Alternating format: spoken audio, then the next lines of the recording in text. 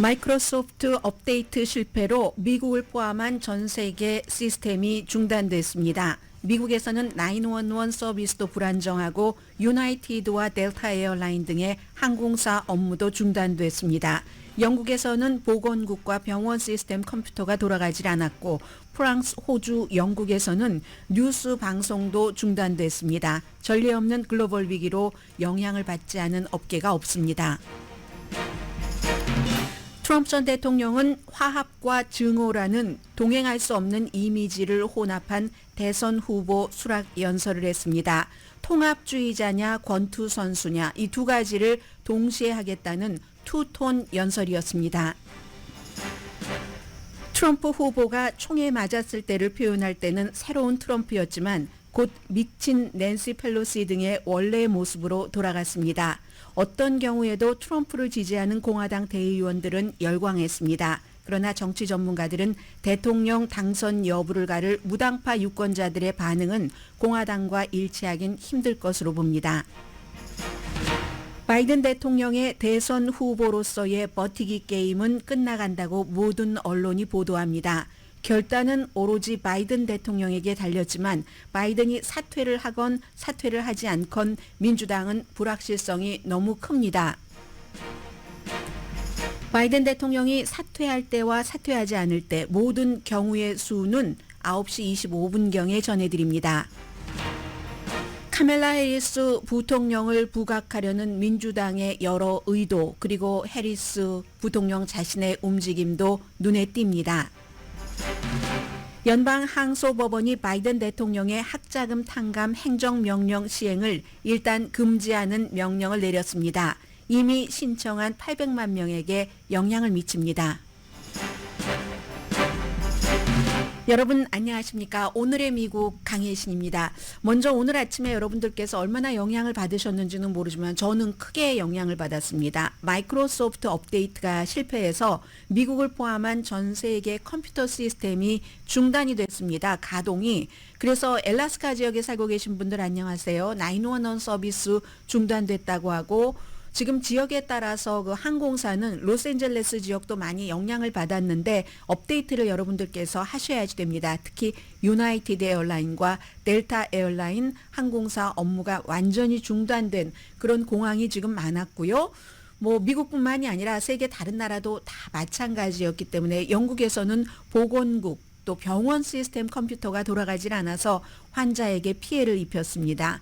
프랑스, 호주, 영국, 뉴스 방송 저도 여기에 피해자인데 어제 이제 밤에 이렇게 여러 가지를 보면서 BBC 방송의 그 트럼프 전 대통령 뉴스 클립이 볼만하다 해서 아침에 이제 그걸 인용을 해서 전해드리려고 했는데 제 회사의 컴퓨터 마이크로소프트 하나는 맥이지만 하나는 또 마이크로소프트인데 그 편집 작업을 하는 마이크로소프트 그쪽이 돌아가질 않아서 저도 굉장히 애를 먹었습니다. 아예 프랑스에서는 뉴스 자체가 방송이 되지 않은 그런 곳도 있고요. 이건 말하자면 전 세계 어느 나라에 살던 전례 없는 글로벌 위기, 영향을 받지 않은 업계가 없습니다. 그래서 이제 이런 것들이 너무 중요하고 독일, 스페인도 공항 다 이제 일단 업무 중단, 또 은행들, 기업도 마찬가지고요. 텔레비전, 라디오 방송국 그런가 하면 교육 시스템, 정보 시스템, 마이크로소프트를 쓰지 않는 그런 시스템, 회사, 어떤 기구가 어디가 있겠습니까? 호주의 슈퍼마켓도 문을 못 열었다고 하죠. 이 마이크로소프트 이 문제 때문에 이게 일단은 사이버 공격은 아닙니다. 안심하시고요. 이 마이크로소프트의 여러 가지 프로그램을 소프트웨어를 업데이트하는 회사 사이버 안보 회사죠. 클라우드 스트라이크라는 이 회사가 보통 우리가 이제 메일웨어 같은 것 업데이트 하잖아요. 그 업데이트에 실패를 해서 윈도우 체계, 윈도우 시스템과 충돌을 했기 때문에 이게 완전히 그냥 다운돼 버린, 정전이 돼 버린 그런 상태이지 사이버 공격은 아니다 하는 것을 말씀을 드립니다. 그럼 이것은 지금 미국이나 한국이나 자연재해, 비가 오고 바람 불고 눈이 오고 하면은 그 기관 시설 자체가 이런 새로운 기후변화 같은 것에 적응을 하지 못해서 과거보다 너무 피해가 많죠. 점점 노후화되죠. 얼마 전에 조지아주의 엘라스카의 그 상하수도관에 대해서 말씀을 드린 적이 있는데 한 80여 년 됐기 때문에 지금 이런 분야도 업데이트를 해야지 된다. 테크놀로지, 가장 지금까지의 경우에서 심각한 테크놀로지 실패다. 피해가 없는 업계가 없잖아요. 정부부터 그로서리 스토어까지 이건 전례 없는 글로벌 대란입니다. 그래서 이제 이 디지털화된 세계가 얼마나 취약한가. 그렇다고 그러고 봐. 내가 선견지명이 있어서 나는 그런 거 안 써. 아날로그야. 이렇게 얘기하시는 분들은 이것도 이제 업데이트를 하겠죠. 그 아날로그로만 사는 것도 문제고 그렇다고 디지털에 완전히 이렇게 의존을 해서 살다 보니까 이런 일이 있고 여기에 대해서 인간은 또다시 해결 방법을 찾을 겁니다. 기본적으로 주요한 그 인프라에 대한 세계적으로 똑같이 공통적으로 점검이 필요하다. 이게 오늘 이제 마이크로소프트 완전히 그 다운된 컴퓨터가 안 켜진 건 아니에요. 뭔가가 충돌하고 프로그램이 안 되고 그랬던 이제 이 내용을 말씀을 먼저 드렸고요. 업데이트 되는 게 있으면 또 오늘의 미국이 진행되는 동안에 전해드리겠습니다. 오늘 이제 사실은 이 케이스가 없었다면은 가장 중요하게 여러분들께 먼저 전해드렸을 게 트럼프 전 대통령의 어제 대통령 후보 수락 연설과 공화당 전당대회의 마감이죠. 공화당 전당대회를 나흘 동안 보니까 1, 2, 3, 데이 1, 2, 3까지는 굉장히 어제 말씀드린 것처럼 준비가 잘 돼 있었고 가능하면은 아주 논란적인 이슈 같은 것은 피하면서도 좀 화합하는 그런 분위기로 잘 짜여졌습니다. 왜냐하면 그 바로 이틀 전인 토요일에 전당대회가 월요일에 시작됐으니까요. 트럼프 전 대통령이 이제 암살 미수라는 정말 전례 없는 일을 겪었기 때문에 그런데 완전히 보스가 무대의 중심으로 돌아오고 나니까 그게 다 깨져버렸습니다. 한 20분 조금 안 됐었던 것 같아요. 트럼프 전 대통령의 대선 후보 수락 연설이 93분으로 현대 역사상 가장 긴 그 수락 연설이었는데 첫 번째 토는요 20분 조금 안 되게 그 정도는 이 나라 전체의 대통령이 되겠다. 반쪽이 아니라 반쪽만 가지고는 나라를 다 그 승리를 할 수가 없다. 미국은. 그러므로 모든 통합된 그런 반쪽의 이김이 아니라 전체적으로 내가 다 아우르는 대통령이 되겠다. 이제 그 정도의 얘기를 했습니다. 굉장히 자제하고 이 트럼프 전 대통령이 말을 했죠. 제가 여러분들께 이 부분도 녹음을 하려고 아침에 회사에서 하려고 한 게 잘못이죠. 어제 밤에 바로 해놨어야지 되는데 그 부분을 이 마이크로소프트 이 관련 대란 때문에 녹음을 하지 못했고요. 트럼프 전 대통령이 굉장히 어두운 연설이었습니다. 그런데 전당대회 후보 수락 연설을 많이 본 저로서는 그 어두움이 첫 한 20분 정도까지는 잘 맞았다고 생각을 합니다. 왜냐하면 그 20분 정도는 본인이 암살 미수고 총격 사건을 겪은 그것을 설명하는 것이었기 때문에 뉴 트럼프인가? 새로운 트럼프인가? 공화당 측에서 캠페인 측에서 이 새로운 트럼프로서의 모습을 보일 것이다 하고 하도 홍보를 많이 했기 때문에 그런가 보다라고 생각이 됐습니다. 어둡기는 했지만 주제와는 잘 맞았어요. 이렇게 얘기할 때입니다. 내가 만약에 그때 고개를 돌리지 않았다면 그리고 이제 그걸 대통령이 직접 이건 2번은 못하겠다라고 얘기하면서 너무 힘들고 고통스러우니까 쭉 설명을 합니다.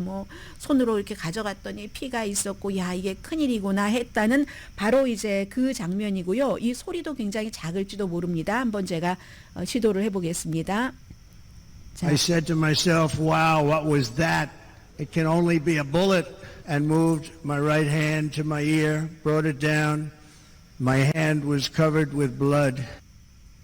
네, 이렇게 얘기를 했고요. 그리고 나서 이제 쭉 설명을 하면서 결국은 전지전능하신 하나님의 은총으로 이 자리에 올 수 있게 됐다. 원래는 내가 이 자리에 없었을 텐데 이렇게 말을 합니다. 트럼프. And we must not criminalize dissent or demonize. 이 부분은요. 이 얘기를 한 뒤에 한 거고요. 트럼프 전 대통령의 I stand before you in this arena only by the grace of Almighty God.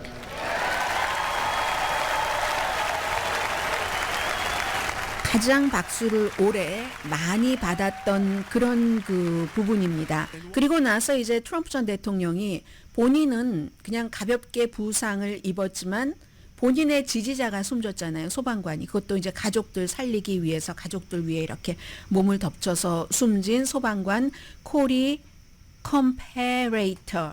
이분이 숨지셨으니까 현장에 오실 수가 없었죠. 소방관의 그 소방복과 헬멧에 가서 키스를 하고 호응을 하고 할 때 그야말로 그 공화당의 전당대회의 감정은 최고조였습니다. 감정의 그 하이포인트였습니다.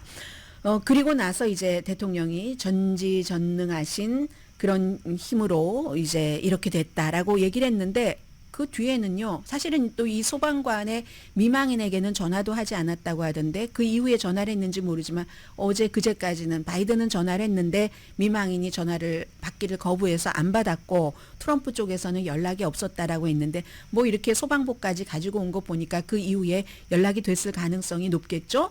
그런데 그렇게 해서 내가 미국의 반쪽이 아니라 전체적인 그 동그라미의 전체의 그 대통령이 되겠다라고 얘기를 하고 금방 이제 그걸 마지막으로 다짐하는 얘기입니다. And we must not criminalize dissent or demonize political disagreement. 정치적으로 이제 반대적인 의견, 그런 의견을 가진 사람들을 범죄화하지 말고 이게 마치 포용하는 것처럼 얘기를 하는 것처럼 들렸거든요. 그리고 다른 사람을 이렇게 적대시하면 안 되고 내가 지금 미국 사회에 있는 분열과 분노 같은 것을 치유하는 사람이 되겠다라고 이제 좀 전에 짧게 들어보신 얘기 뒤에 그런 말을 대통령이 했습니다. 그러자 청중들이 굉장히 좋아했죠. 청중들은 그 트럼프 전 대통령을 따라서 오른쪽 귀에다가 거즈를 붙이고 완전히 정말 발을 구르면서 좋아했는데 그리고 이제 트럼프 전 대통령이 나오기 전에도 대부분의 연사들이 뭐 터커 칼슨을 포함을 해서 그 전에 트럼프를 아무리 경멸하지 않았던 트럼프 전 대통령을 칭송을 했지만 그 뒤에 바로 내가 그런 분열을 치유하는 대통령이 되겠다 하고는 이제 완전히 이제 그 다음부터는 원래의 캠페인 모드로 돌아갑니다. 대통령 후보 수락 연설이 아니라 완전히 캠페인 모드로 돌아가서 크레이지 낸시 펠로시라는 말을 합니다. 트럼프 전 대통령이요. Crazy Nancy Pelosi. 그리고 이뿐만이 아니라 제가 뭐 일일이 여러분들께 다 전해드리지는 않겠습니다. 바이든에 대해서는 한 번만 얘기를 하겠다라고 얘기를 하고 왜냐하면 지금 바이든 대통령이 뭐 대선 후보로 남아있을지 남아있지 않을지 모르잖아요. 그러니까 한 번 언급한다고 두 번 언급한 것 같아요. 그렇게 얘기를 하면서 그 뒤에는 열심히 바이든 대통령은 미국의 역대 최악의 10명 대통령을 합쳐놓은 것보다도 피해를 훨씬 많이 입혔다. 그렇게 얘기하니까 사람들이 다시 또 변합니다. 파이트. 이 파이트는 공화당 전당대회 내내 있었던 거지만 여기는 정말 전투적인 싸움을 하자는 그런 태세로 돌아가고 있거든요. 그래서 이제 그 뒤부터는 이제 트럼프 전 대통령이 정책에 대해서 얘기는 했지만 저는 팩트 체크는 하지 않겠습니다. 의미가 없습니다. 너무 많은 거짓을 얘기를 했기 때문에 부정선거다라부터 시작해서 인플레이션이라든가 여러 가지 모든 하는 얘기마다 이제 다 거짓이 많았고 그리고 특히 이제 이민에 대해서 굉장히 길고 오래 어디 이슈로 다른 이슈로 갔다가 다시 또 불법 체류자를 오고 본인이 벽을 다 지어놨다고 했는데 2,000마일 멕시코와 미국 사이에 한 500마일이 안 되는데 그것도 뭐 일부는 보수를 한 것이고 뭐 이런 여러 가지 거짓말을 엄청 많이 섞어가면서 얘기를 했고 그리고 이제 내가 대통령이 되면 모든 게 다 하루아침에 해결된다. 근데 새로울 게 하나도 없었습니다. 앞에 한 20분 정도를 제외하고는 우크라이나 전쟁도 내가 금방 끝낸다. 이런 얘기를 막 하다가 또 김정은이 나를 그리워할 거다. 그런 친밀감 같은 것을 얘기를 하고요. 그때의 그 BBC 방송의 그 이 특파원이 바로 프롬프터가 다 이제 프롬프터를 보고 연설하는 거니까 프롬프터에 쓰여 있는 것을 보니까 프롬프터에는 그런 게 쓰여지지 않았더라. 어제 이제 트럼프 전 대통령이 프롬프터에 쓰여진 대로 연설한 게 아니라 중간중간에 그 애드립이 굉장히 많았다는 거죠. 물론 토요일에 암살 미수 사건이 있기 전에 트럼프 전 대통령은 연설문이 완성이 됐는데 완전히 지금 바꿨잖아요. 본인이 이제 불러주는 대로 연설문이 작성됐다고 하는데 그 중간중간에도 너무 많이 프리하게 왔다 갔다 했기 때문에 어떤 그 평론가는 횡설수설이었다 이렇게 지적하는 사람들도 많이 있습니다. 예를 들어서 양들의 침묵에 나오는 그런 그 아주 뭐라고 할까요? 아주 그 사악한 그런 그 주체에 대해서도 뭐 칭찬한다든지 그런 내용들을 Has anyone seen Silence of the Lambs? 뭐 자세히 말씀은 안 드리겠습니다. 이 수없이 트럼프 전 대통령이 선거 캠페인 동안에 했었던 그런 그 내용들입니다. 그리고 이제 마녀 사냥하지 말아라. 국가를 어떻게 하루아침에 내가 고칠 수 있는가 어떻게에 대해서는 말하지 않고 세금은 낮춘다고 하고 소셜 시큐리티 완전히 보장을 한다고 하고 이런 그 부분에 대해서 이제 자제력을 이제 한 20분쯤 지나가면서 잃고 자제력을 잃었던지 자제력을 부릴 필요가 없다고 생각을 했던지 아무튼 그런 마무리였습니다. 그래서 누군가는 이 트럼프 전 대통령의 앞부분만 보면 야 굉장히 이게 달라졌구나. 사람이 한번 총에 맞더니 변했구나라고 생각을 하실 테고 20분 이후만 보신 분들은 야 달라진 게 하나도 없네라고 얘기를 할 것 같고 트럼프 전 대통령은 이 두 가지를 다 섞은 것 같습니다. 말하자면 내가 치유하는 사람이다. 통합주의자다라는 것과 그 다음엔 막 뒤에는 싸우는 거거든요. 내가 정말 파이터, 그 권투 선수야 하는 이 두 가지를 동시에 하고 싶었던 것이 아닌가. 그리고 1, 2, 3데이까지는 이제 공화당의 전당대회가 정말 괜찮았거든요. 2016년도에는 트럼프라는 사람이 대선 후보가 되기는 했지만 그 트럼프라는 사람의 전당대회에 가서 얘기하고 싶어하는 사람, 중요한 사람이 없었습니다. 그래서 사실은 잘 알려지지 않은 사람이 나왔어야지 됐고 그런데 이번에는 완전히 뭐 최고의 인물들은 니키 에일리나 론 디센티스처럼 이 트럼프 전 대통령과 같이 그 경선에서 싸웠었던 사람이 될 테고 그리고 터커 칼슨처럼 동료에게 난 트럼프를 너무너무 경멸해 아주 열정적으로 경멸해 이렇게 얘기를 했다가 트럼프가 또 힘이 세진 다음에 다시 이렇게 화합을 하는 이 터커 칼슨 같은 사람도 어제는 완전히 사흘까지는 안 그랬는데 화합이었는데 어제는 완전히 분열의 그런 그 메시지들이 굉장히 많았고요. 그리고 트럼프 전 대통령이 나오기 직전에 그 뮤지션 키드락이라고 뭐 이 사람도 여러 장르를 막 넘나드는 락 뭐 또 뭐죠? 뭐 랩, 뭐 컨트리를 다 넘나들면서 막 옷을 찢는 신용도 하고 하는 그런 그 혼란스러운 그런 사람이 나왔고 그리고 트럼프 전 대통령도 그 연설에서 굉장히 그 혼란스러운 것을 보여줬는데 또 트럼프 전 대통령을 소개한 사람도 멜라니아 트럼프가 아닙니다. 4년 전에는 보통 이제 그 후보의 와이프가 소개를 하잖아요. 그제 부통령 와이프가 부통령 후보를 그 JD 벤스를 소개를 했던 것처럼 멜라니아 트럼프가 8년 전에 2016년도에는 남편을 소개를 했는데 그때 미셸 오바마를 말을 카피했다고 이제 여러 가지 좀 소동이 있었죠. 그래서 어제는 멜라니아 트럼프가 아니라 누가 이제 이 트럼프를 소개를 했느냐면 데이나 파이시라고 그 격투기의 그 CEO요.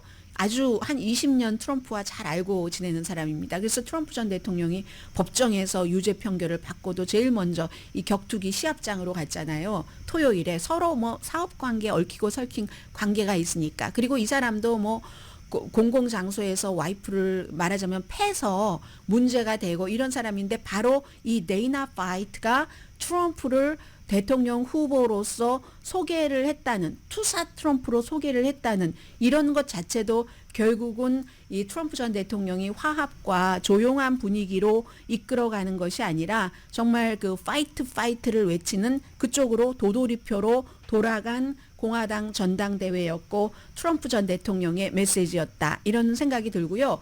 그리고 트럼프 전 대통령이 어제도 이렇게 보면은 그렇게 활기차지는 않았거든요. 활기찰 수가 없겠죠. 굉장히 지금 뭐 심리적으로나 뭐 고통이 있겠죠.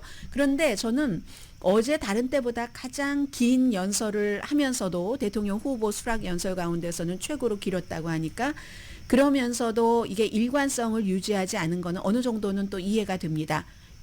불과 며칠 전에 이 연설문을 확 바꿨는데 바꾸고 나서도 연습을 할 시간이 없었잖아요. 1, 2, 3 데이를 전부 전당대회장에 나가서 앉아 있었으니까 그래서 아마 트럼프 전 대통령이 그런 모습이 된 게 아닌가 뭐 그런 생각도 조금 들기는 하고요. 어쨌든 총에 맞은 이후에 보드랍고 화합적인 모습으로 달라진 트럼프, 그런 트럼프는 지금 미국 이 공화당 전당대회에서 없었다 말씀드립니다.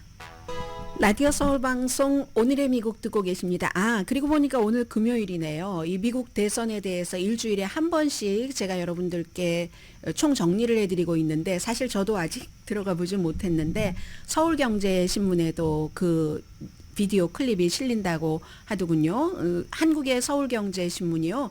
한국의 그 경제에 대해서도 좀 알아보실 겸 서울경제신문 웹사이트에 들어가 보셔도 되고요. 오늘 오후에 이제 업데이트가 될 겁니다. 그리고 저희 라디오 서울 웹사이트 radioseoul1650.com 한국일보, 미주 한국일보, koreatimes.com 또 한국 TV요. 그 tv한국.com에서 여러분들 오늘 오후 한 5시경이 되지 않을까 그 전에 올라갈 수도 있고요. 생각이 되는데 너무 많은 뉴스들이 있으니까 제가 처음에 계산했을 때 대선까지 지금이 4번째인데요. 한 20회 정도 하겠구나 했더니 생각을 하고 가는 건데 쭉 가다 보면은 어떤 획이 좀 그려지지 않을까라고 생각이 되고요. 그래서 이번 주에 있었던 그 중요한 일들과 다음 주를 어떻게 예상을 해볼 수 있는지도 오늘 오후에 업데이트되는 그런 것에서 여러분들 좀 보셨으면 좋겠다라고 생각을 하고 자, 지금은 이제 미국 주요 신문의 탑뉴스를 좀 정리를 해드리겠습니다.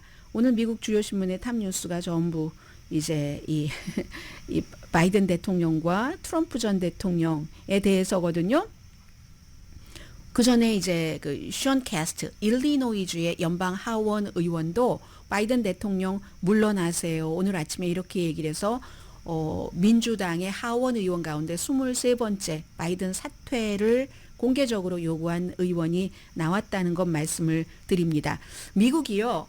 이 공화당이나 민주당에서 재선을 하지 않는 그 대통령이 현대에서는 거의 없었어요. 예를 들어 오일 쇼크라든가 여러 가지 뭐 인질 사태 이런 때가 있었던 포드하고 지미 카터를 빼고는 전부 2번씩 했잖아요. 빌 클린턴도 2번, 조지 부시도 뭐 레이건도 마찬가지고 버락 오바마도 그러나 트럼프가 한 번 했죠. 또 이번에 바이든 대통령도 본인이 물러나든지 물러나지 않든지 지금으로서는 2월 25일에 내년에 이제 제가 다시 선서를 합니다라고 생각하기가 거의 지금 불가능한 것처럼 그렇게 보입니다. 이게 굉장히 당이 약해졌다는 그런 것을 여러분들 생각하시면 되겠고요. 결론은 하나입니다. 지금으로서는 지금 트럼프 전 대통령이 공화당에서는 확 결집을 했고 여러 가지 여론조사 결과를 보면 약간의 차이는 있지만 분명한 건 바이든 대통령보다 이 암살 미수 사건이 있기 전에도 앞서갔고 그 뒤에도 이 효과가 언제 떨어질지 모르지만 지금으로서는 크진 않지만 약간 더 높아졌습니다. 당선 가능성이. 바이든 대통령과 겨룬다고 할 때 그러니까 민주당에서는 이건 이제 대통령뿐만이 아니라 상원 하원 다 빼앗기게 되겠어 하는 것을 정치인들이 더 가까이 느끼는 겁니다. 하루 지나면 하루 지날수록 그러니까 이렇게 내가 이번 선거에서 불리하겠어 하는 의원들부터 목소리를 내기 시작하는 거고 지금 당장 바이든을 경쟁에서 몰아낼 수 있는 사람은 딱 한 사람입니다. 펠로시 아니고요. 버락 오바마 아니고요. 바이든 대통령 한 사람뿐입니다. 아마 여러분 기억하실지 모르겠어요. 제가 트럼프 전 대통령 암살 시도 실패가 있고 나서 이제 바이든 대통령이 조금 선거 캠페인 하루 이틀은 쉬기는 쉬었지만 하루 이틀이 아니라 좀 많이 쉬고 적어도 일주일 정도는 쉬고 좀 성찰의 시간을 가지면 좋겠다라고 했는데 바이든 대통령이 그러지 않았습니다. 그러지 않고 계속 이제 그 선거 유세를 했었잖아요. 선거 유세를 하다가 코비드 때문에 이제 와서 제가 성찰의 시간이라고 말씀드렸던 건 이미 6월 27일, 6월 28일이군요. 토론이 끝나고 나서 바로 이거 안 되겠는데? 라는 말이 나왔을 때 이때 성찰의 기회를 가져야 된다 했는데 바이든 대통령이 엄청 유세를 했습니다. 그리고 이번에도 하루 이틀 멈췄다가 다시 유세하던 도중에 코비드에 감염이 돼서 지금 델라웨어에 있잖아요. 바이든 대통령에게는 아주 좋은 시간이라고 보여주는데요. 이제사 6월 27일이 있고 몇 주일에 3주일의 시간이 흘러서야 성찰의 시간을 가진 것이고 본인이 결론을 내리겠죠. 이제 오늘 내일 모레 사이에 결론이 나오지 않을까라고 전문가들은 보고 있는데요. 이 같은 내용들이 오늘 심지어는 공화당에서 대선 후보가 수락 연설을 했는데도 그 수락 연설 뉴스보다도 신문에선 더 위에 세우는 이런 신문들이 많이 있습니다. 그래서 뭐 말은 이렇다 저렇다 많아요. 뭐 낸시 펠로시가 그러는데 바이든이 이제 그 사퇴하는 쪽으로 기운다 하면은 또 이쪽에서는 아니야 그런 말을 언제 했어 하면 또 낸시 펠로시 측에서 뭐 꼭 그런 건 아니고 하고 애매모호하게 그러거든. 그 모든 사정이 다 맞을지 모릅니다.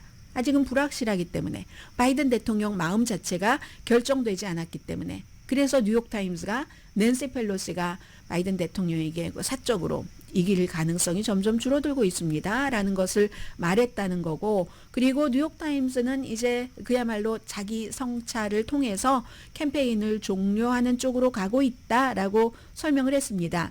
워싱턴 포스트는 버락 오바마조차 주변 사람에게는 승리할 확률이 낮아지고 있다고 얘기를 한다. 그러나 이제 오바마는 본인의 부통령이기도 했고 해서 본인이 또 미안한 것도 있고 부통령이었었을 때 부통령을 대통령 선거에 나간다고 하는데 지지한 게 아니라 국무장관이었던 힐러리 클린턴을 지지했기 때문에 그러니까 바이든 대통령의 레가시를 어떻게 하는가 여기에 신경을 쓴다. 이런 얘기를 많이 부각시키고 싶어 합니다. 바이든 측에 오바마 측에서는.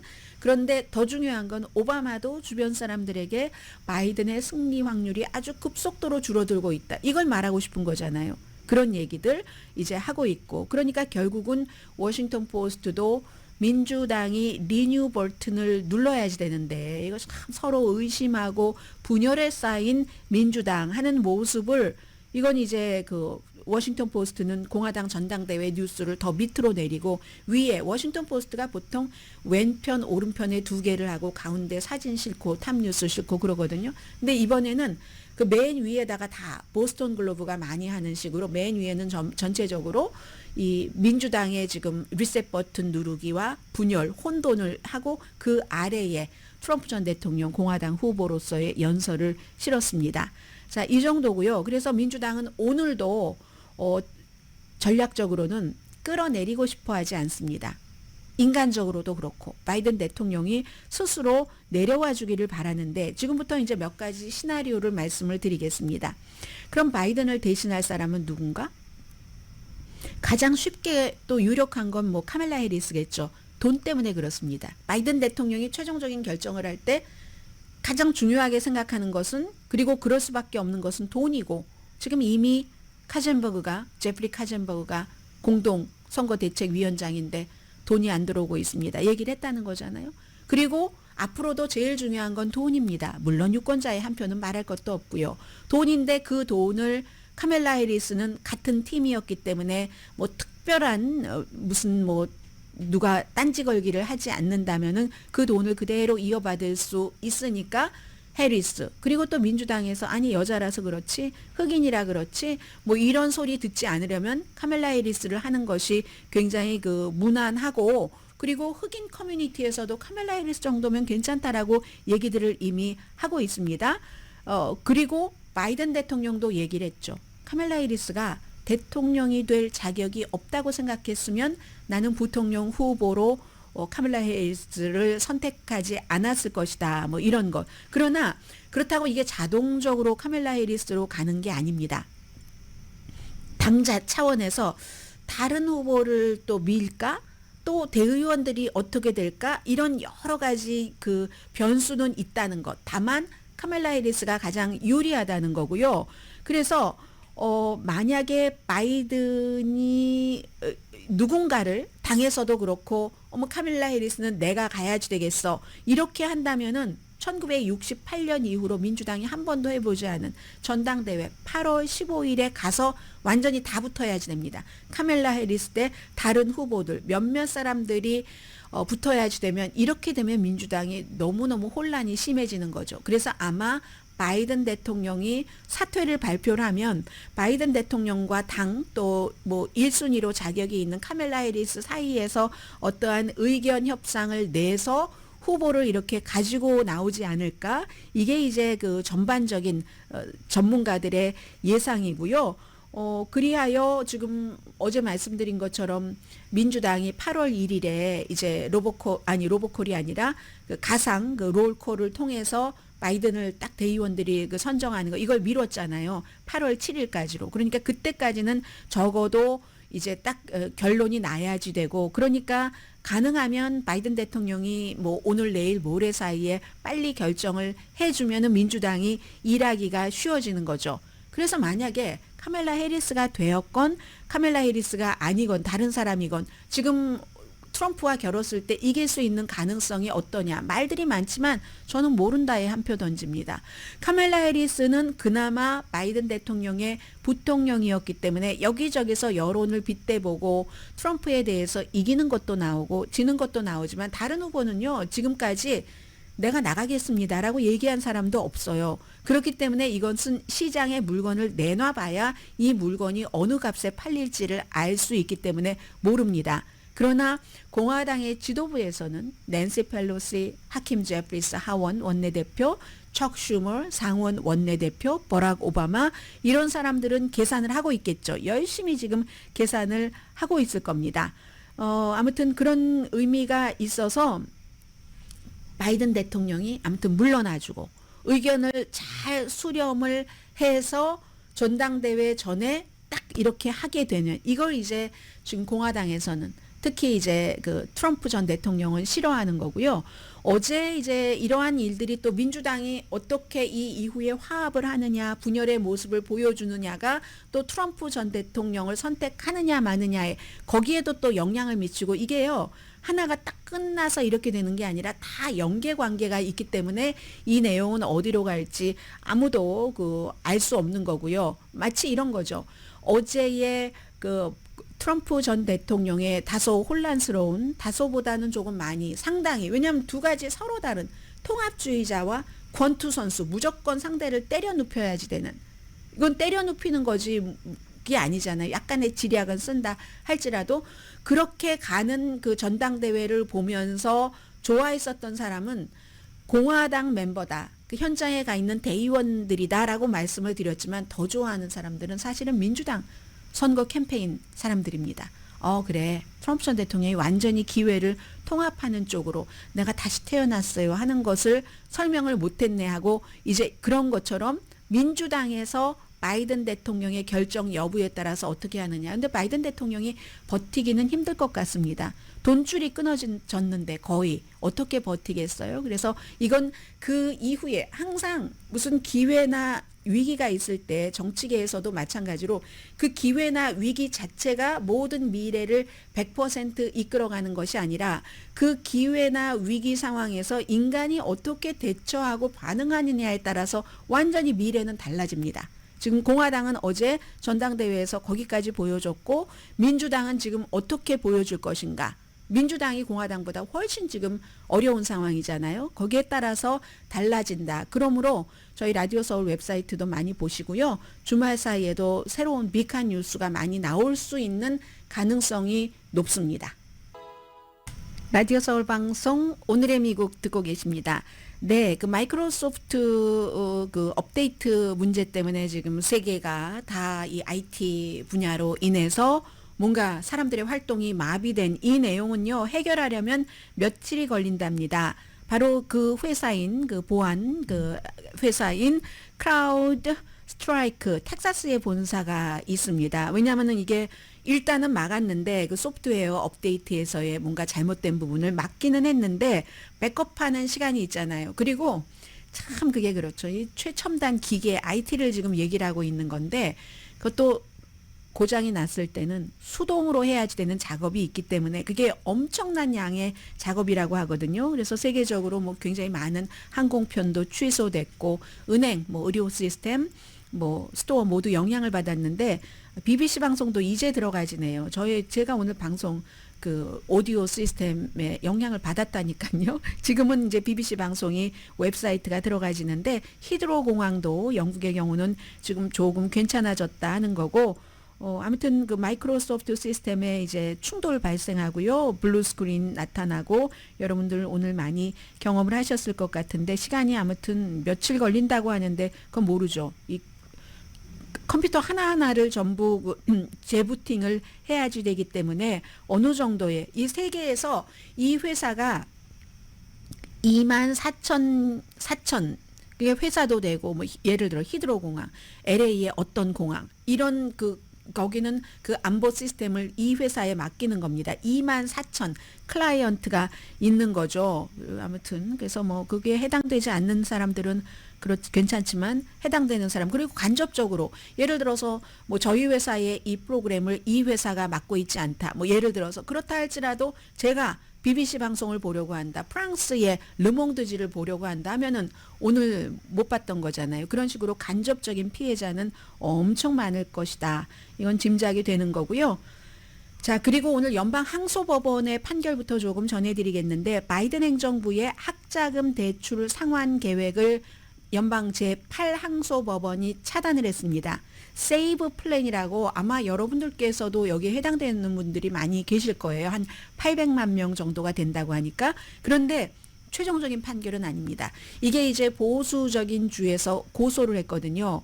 그 고소한 케이스에 대해서 완전한 판결이 나올 때까지는 이걸 중단해라. 이 프로그램을 중단해라 하는 건데요. 이게 지난해에 시작이 됐고요. 세이브 플랜이라는 게 좀 여러분들 돈 내실 때 학자금 내실 때 월 페이먼트는 줄이면서도 빨리 갚을 수 있게 하고 뭐 보통 이제 돈 조금 남아 있는 갚아야 될 돈 그런 사람들에게 해당이 되는 거잖아요. 융자 사람들에게 그런 건데 미주리 어느 주에서 사느냐는 요즘 너무 중요합니다. 사회적인 느낌으로도 중요하고 또 여러 가지 법의 그 시행에 있어서 알칸소, 플로리다, 조지아, 노스다코타, 오클라호마, 오하이오주 4월 달에 바이든 대통령과 행정부를 동시에 고소를 했습니다. 이거 비용이 너무 많이 들어. 그럼 그 사람들에게 혜택을 주기 위해서 우리가 다른 사람들에게 분명히 피해를 줄 거야. 이런 식으로 해서 6월 달에 캔사스와 미주리주에 있는 연방 판사는 이 프로그램 중단해라라는 판결을 내렸고 이게 이제 항소법원까지 가서 그렇게 됐는데 아직 끝난 거 아닙니다. 그럼 실제적으로 여러분들께는 어떤 영향을 미치냐면은 교육부에서 이 프로그램 세이브 플랜에 신청을 하신 분들께는 이메일을 어제 전부 드렸을 겁니다. 그래서 이 문제가 해결되기 전에는 무슨 그 벌금 없이 뭔가를 유예하는 그런 식으로 해서 다시 이게 완전히 법적으로 해결된 뒤에 알려드리겠습니다 하는 것을 얘기를 했고요. 참 이 판결이 항소법원 판결이 언제 나온 거냐면 어제 오후에 나왔는데요. 행정부가 또 다른 프로그램을 발표를 했습니다. 12억 달러 규모로 학생 융자금을 탕감을 해주는 건데 12억 달러 정도를 이번에는 대상이 누구냐면 연방 공무원 한 3만 5천 명에 해당되는 그런 공무원에 딱 이렇게 탕감해준다 하는 프로그램이 나왔는데 또 다른 탕감 프로그램에 대해서 연방항소법원에서 지금 시행하지 마라 이렇게 한 겁니다. 아무튼 지금까지 전체적으로 이 바이든 행정부의 학자금 탕감 프로그램은 476만 명이 한 1685억 달러 정도 이 정도 규모였거든요. 이 모든 것들이 다 정치, 행정부를 어떤 행정부에서 맡느냐에 따라서 달라지는 겁니다. 예를 들어서 이런 것들이 또 지금의 그 상태로 보면은 트럼프 전 대통령이 당선될 가능성이 굉장히 높으니까 그렇게 될 때는 이제 이 같은 것도 결과가 또 바뀌어져서 어떻게 될지 알 수 없는 지금 그런 상태고요. 잠시 뒤에 뵙겠습니다. 변호사를 이재용 변호사로 바꾼 게 제 인생에서 가장 잘한 선택이었습니다. 교통사고가 났을 당시엔 정황이 없어 되는 대로 변호사를 구했는데 아는 분이 큰 사고니까 이재영 변호사를 찾아가 보라고 했죠. 수많은 승소의 기록들이 증명합니다. 최선을 다해 도와드리겠습니다. 대형 교통사고 전문 이재영 변호사 그룹 213-383-3838 213-383-3838 몸이 1000냥이면 눈이 900냥. 그러나 TV와 컴퓨터, 스마트폰의 사용으로 전자파와 블루라이트에 장시간 노출되는 우리 눈은 나이로 인해 더 걷잡을 수 없이 나빠집니다. 사물의 형태와 색을 구별하는 황반 밀도를 지켜라. 히말라야 마리골드 꽃을 초임계 방식으로 추출한 최상급 천연 눈 건강 영양제. 유한 건강생활 루테인 아스타잔틴. 건강하고 아름답게 셀리온 213-738-1188.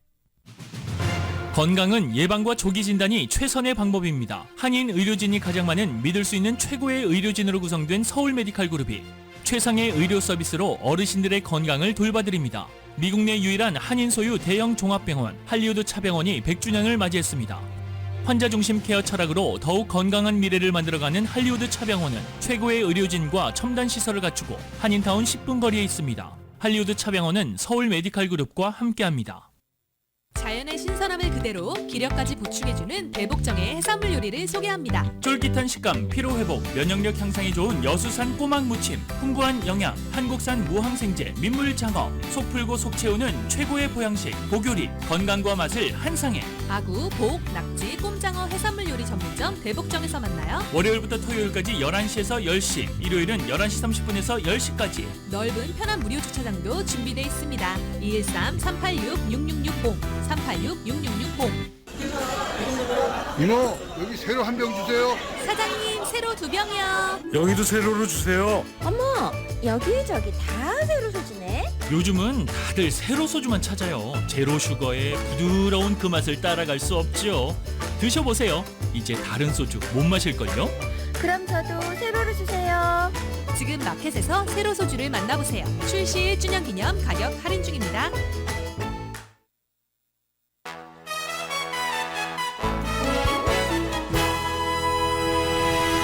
라디오 서울 방송 오늘의 미국 듣고 계십니다. 오늘 아침에 굉장히 지금 민주당은 혼란스럽거든요. 이 바이든 대통령은 뭐 코비드 때문에 본인이 이제 스스로 격리하고 성찰 중이고, 그런데 그 재선 캠페인 위원장인 젠 오말리 딜런이 MSNBC의 그 조 스카보로 그리고 리자 머코스키 미카 브레즌스키죠. 죄송합니다.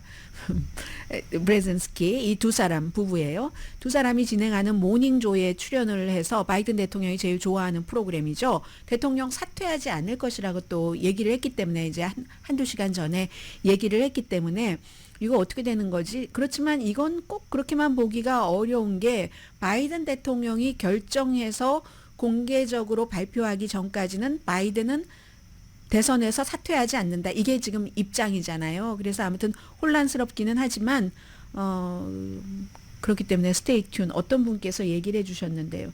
뉴스가 너무 재밌다고. 개수나무 맞죠? 개수나무 박 선생님께서 금방 웃고 또 웃는 금요일인데 요즘 뉴스가 너무 재밌어서 기다려집니다. 여러분 모두 have a good weekend 하시래요. 이렇게 얘기를 해주셨는데, 야, 저처럼 뉴스를 직접 하는 사람은 뭐 제가 후보도 아닌데 조금 더 긴장도가 조금 높기는 하죠. 그리고 지금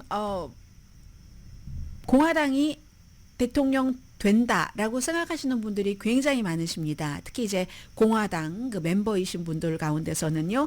그러니까 이제 그 주식 시장 이런 데서도 막 쳐다보고 있는데, JD 벤스라는, 오늘 뉴욕타임스에도 JD 벤스의 와이프를 주목했던데, 어제 제가 좀 말씀드린 그런 부분들이요.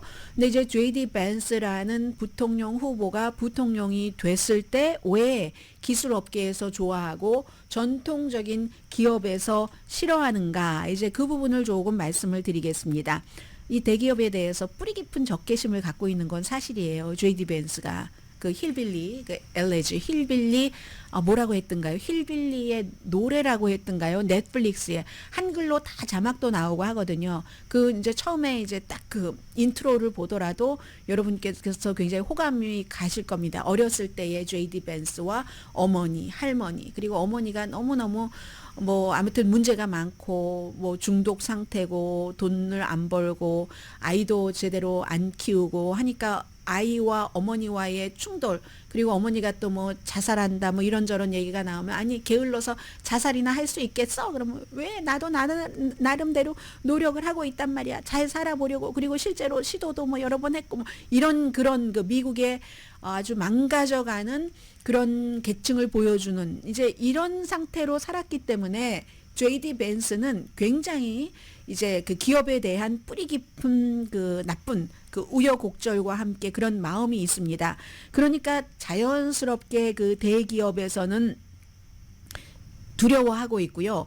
공장 같은 것을 해외로 이전하고 또 이제 직원들 굉장히 그 낮은 임금을 주면서 본인들은 배를 아주 퉁퉁 그 불리면서 아주 배가 불러서 못 먹어도 또 하고 배불리는 이런 그 이익을 얻는 그 비즈니스 엘리트들을 굉장히 싫어합니다. J.D. 벤스가 그걸 이제 대기업에 대한 거의 반감이라고도 얘기를 하고 있는데, 그러니까 버니 샌더스가 너무 좋아하는 사람이죠.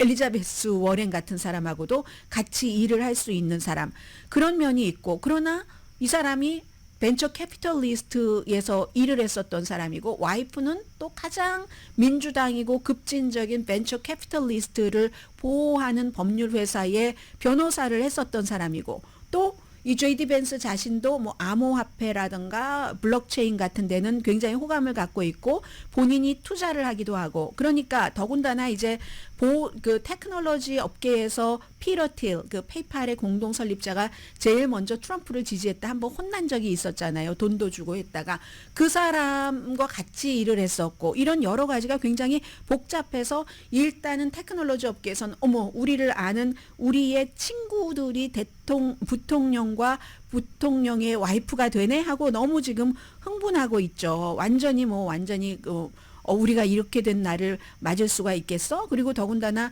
바이든 대통령이 기술업계에 대해서 뭔가를 이제 규제를 한다 이런 것을 많이 했는데 우리 기술업계를 아는 부통령 부부란 말이야? 이래서 좋아하고, 대기업들은 기본적인 대기업들은 또 1억 달러 이상 부를 가진 사람에게 뭐 캐피털 게인 세금 같은 거 내게 한다고 바이든이 하는데 뭐 그렇지 않을 수도 있어 하는 뭐 여러 가지 의미에서 이 부통령 후보는 굉장히 지금 좋아하고 있다고 말씀을 드리고요.